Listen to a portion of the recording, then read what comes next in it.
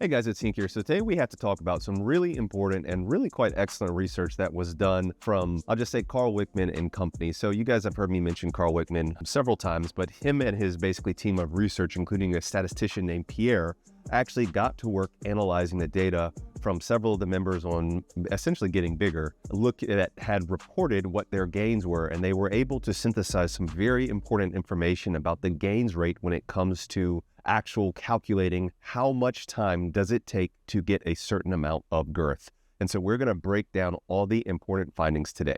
Before we go any further, just take a sec to like this video. It would mean the world to me. And of course, consider subscribing. I'm on my way to 50K subscribers, and every subscription matters, guys. So I would really appreciate it. So guys, this is a screenshot of the post here. I'm going to leave a link in the description of the post, but you guys should check it out.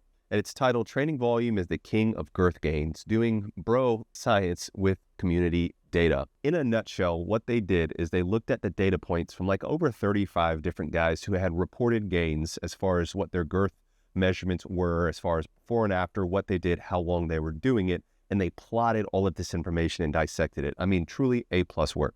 And this is important because this field is it's just completely saturated with total and utter bullshit in a lot of different situations of guys that get up on like these platforms and pontificate and make it sound like they're smarter than they actually are to try to convince you to buy their shit. Or it's just guys that are like, trust me, bro, what you need to do is you need to put on a clamp and you need to clamp for 72 hours per day. Because I did it and I gained 2 inches. Ask me anything. Don't do the voice. So there's this just wide range of bullshit in the PE community. And these guys are actually trying to like sift through that and actually get to the actual golden nuggets. And they did. So how did they go about doing this? Well, I'm oversimplifying this, guys, because Karl Wickman oftentimes he talks at a level kind of up here, and my like level of processing and understanding is like closer to down through here. Read the paper, read their article for yourself, and form your own conclusions. But I'm going to give you my take on what it says. One of the most important things that they tried to understand was the hours to gain 0.1 inches of girth, because there's been this debate, depending on who you ask in the community. Some people will say you should expect to gain a 1/2 inch in girth in a year. And then you have people like me that say, you know, really, I think you should more realistically expect to gain about 0.25 or 1/4 inch of girth in a year. So half that. What does the actual data show is what these guys actually tried to understand. I'm going to try not to glaze them too hard on this, but it's just such a well thought out paper, because even things like the limitations of this paper, like they are extremely forthcoming with this information. So for example, like check this out. Here are some of the limitations that we're dealing with. You know, some people will include temporary gains in their measurement, okay? So they start with the girth, they pump up to a certain amount and then measure their girth. And they're like, haha, I gained this much, even though some of that is temporary gains, because you can get permanent gains over time, but you can get significant bloating, especially depending on how long you pump in with what pressure. There are also measurement inconsistencies. People don't measure the same way. Some people will measure with a constriction ring in place, like to measure their girth, which once again artificially measures the girth. And that's why I hate that and it drives me crazy, but that's a me problem. Then of course there's things like memory bias, human error. I come into this all the time because I'm like, you know, when I started out, what was I doing when I started out? You know, what was my set time? You know, exactly how was I doing it? And so when you go back a year later, you're like, oh yeah, I think I was doing this. That can lead to error. And then quite honestly, deception. This is like, in my opinion, far more common than you might think it is, just because there are guys that like, you think it's stupid to be like, oh, you know, I made a post and 50 guys hit the thumbs up button or left a comment, but like that stuff releases dopamine. And especially in today's age of like everything for the gram and for social media, like doing things for and getting even digital attention is far more addicting than you might think. And it causes people to do things that are less than honorable. I'll leave it at that. So they also talk about things like selection bias. And so this comes into play when it's like, oh, you know, why do all the guys on getting bigger seem like they're so big? Well, it's because the guys that are bigger are the ones who are more likely to say, these are my stats, where the guys that are smaller are more likely to not say that. So you have to keep things like selection bias in mind. Small sample size, guys. This plagues like all of PE research, essentially. It plagues my Hink trial, okay? I had a total of 7 participants. But you can't make generalizations, and especially with the type of statistical analysis these guys are trying to do, you just simply can't do that unless you have like an extremely prevalent either trend or data set that can give you that information. Otherwise, you just don't have the numbers to run the statistics you want. And so there were some other things, but in general, guys, they just were extremely upfront about like, look, these are some of the issues that we faced from the jump, okay? And I applaud them for putting that up front. And so here's a chart of basically all of basically the gainers, okay, and the time that they took. I really like this because what they did was they had all of the people and they cut out the outliers. Now I'm not calling these guys liars, but these are the people that are more likely to either lie or exaggerate their gains on the internet, because this is not a prospective randomized trial. They went back on Getting Bigger and looked at the guys that had reported their gains and analyzed their data from that, okay? Because like I'm in this trial, just smack dab in the middle, maybe just to the left of midline, you'll see my stats in there as far as the hours to gain 0.1 inches. And so I'm actually on the lower side of that, meaning that I gained 0.1 inch in lower time than, your average person would. Well, at least so it seems on this chart. But when you cut out those outliers, it leaves a more uniform and a more like normal variance. Okay, I'm not using the most accurate statistical term. You're not using the right statistic. I get it, guys. You're right. But the point is they tried to do that to make sure they had a good data set. And here you can see, once again, beautiful graph. So beautiful work, Pierre. Chef's kiss, man. Might have to work with you because he hit me up on Telegram on some of my Hink trial analysis, but I think it's going to be even harder with only 7 guys, but we'll talk it out. Don't worry. Hink trial results are coming, guys. I promise. I'm going to stop dangling that carrot very, very soon. But you can see that there seems to be a very linear progression in the sense that the training volume, basically the more training volume that you do, the more that you are going to gain, and it's pretty linear.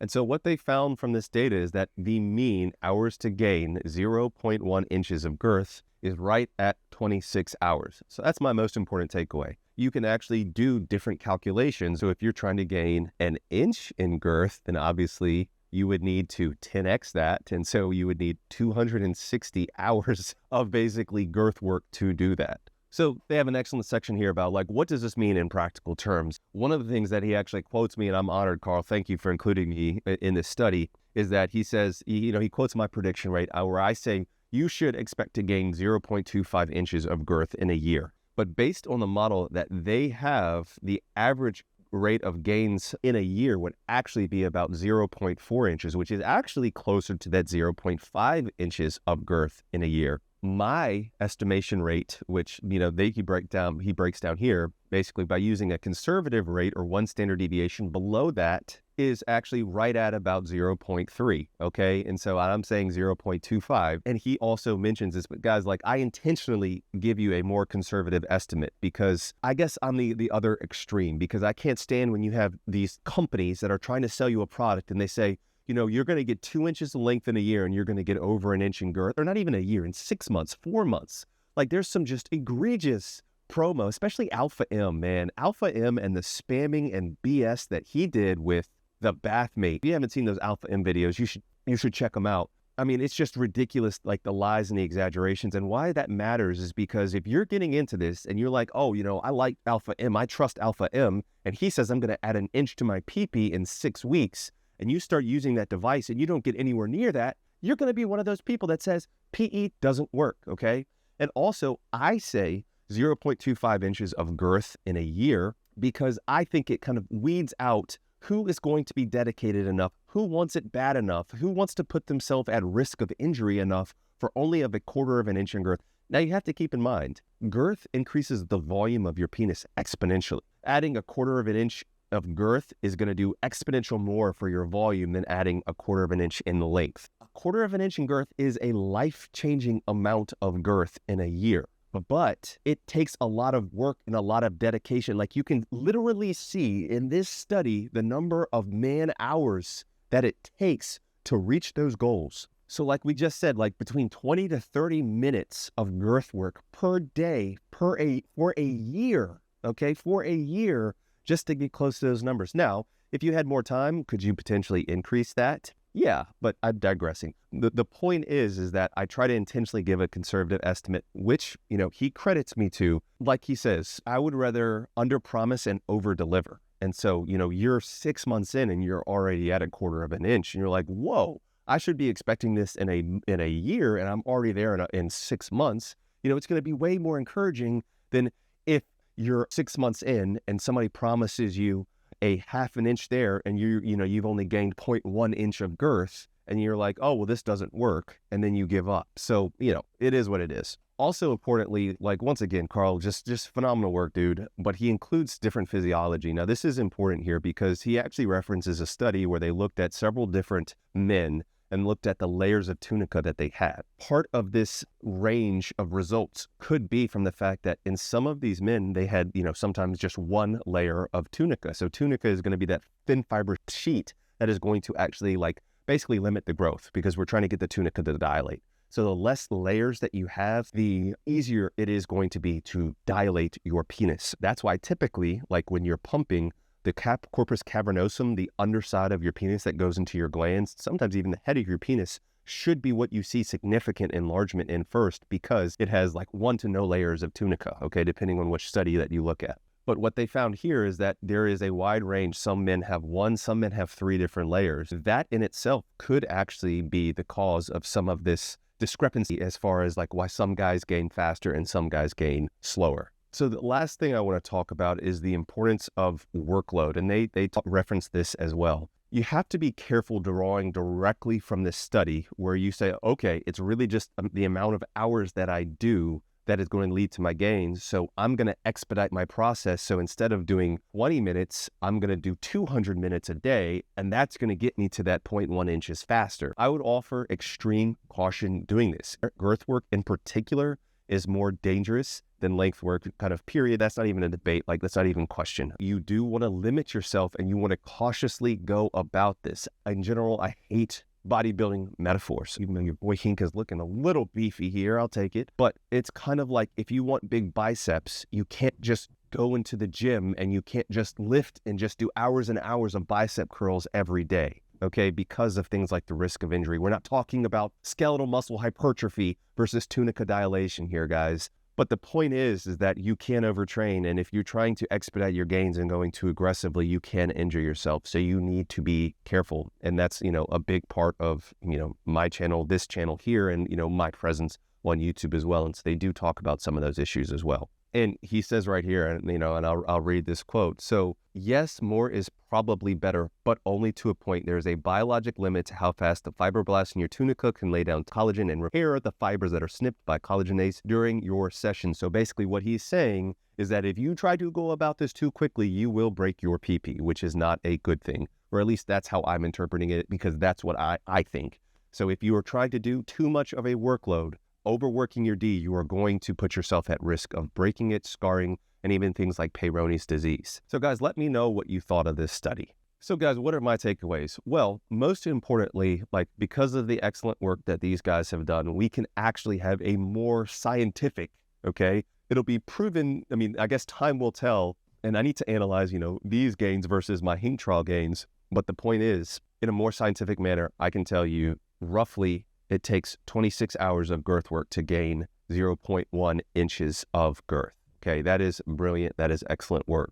And I just really want to commend these guys for what they've done here. The link to this entire post will be in the description if you want to go check it out, join their subreddit, like the Science of PE, I believe is what it's called. But guys, that's going to do it for this one. If you want to learn how to get bigger based on the methods that I have learned, and in my opinion, the safest and most scientifically sound ways, please check out my course.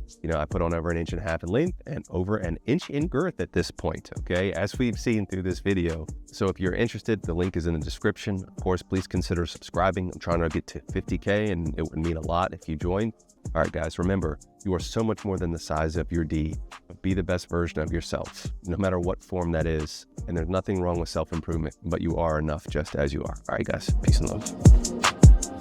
Dr. Hink got the plug on the health, yeah. Got you thinking about your wealth, yeah. In his office, no stealth, yeah.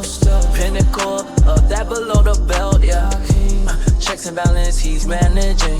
Working miracles, no damage. Got you covered, no panicking. Steady calm.